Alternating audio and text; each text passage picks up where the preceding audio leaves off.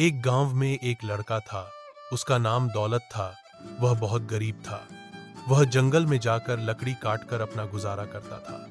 वह एक दिन नदी के पास लकड़ी काट रहा था, लेकिन उसकी लकड़ी पानी में गिर गई। वह वहां पर बहुत उदास हो गया। वह वहां पर रोने लगा। वहीं पास में पेड़ के नीचे बाबा टिल्लू बीटेक फ्रॉम कानपुर वाले बाबा बैठे हुए थे। टिल्लू बाबा ने देखा नदी के पास एक लड़का रो रहा है। उसके पास जाकर बाबा ने पूछा, क्या हो गया बेटे, क्यों रो रहे हो? लड़के ने फिर टिल्लू बाबा को सारी बात बताई। फिर टिल्लू बाबा ने कहा कि बेटा, लकड़ी काटकर गुजरा नहीं होगा।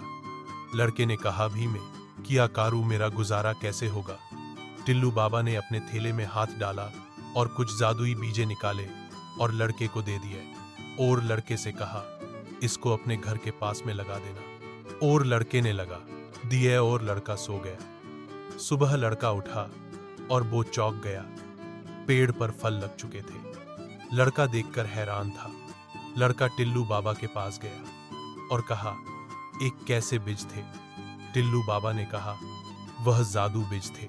पेड़ पर फल लग चुके थे। अब वह फल बेचकर गुजारा करने लगा था। टिल्लू बाबा उसी पेड़ के नीचे बैठते थे। दौलत सुबह फल बेचने जाता है और पहले फल टिल्लू बाबा को खिलाता है।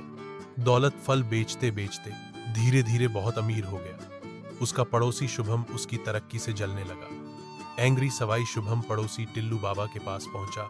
उसने भी जादुई बीज मांगा। टिल्लू बाबा ने देने से मना कर दिया। पड़ोसी शिवम रात होने का इंतजार करने लगा। जैसे ही रात हुई पड़ोसी शिवम ने टिल्लू बाबा की थैली में से जादुई बीज चुरा लिए।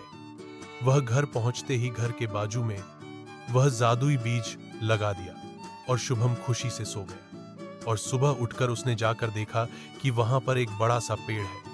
उस पेड़ पर नुकीले कांटे निकल आए थे। पड़ोसी शिवम को कांटों के बीच एक फल दिखा।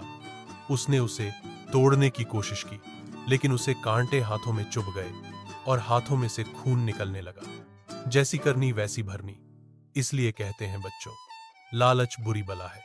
अगला एपिसोड टिल्लू बाबा की कहानी।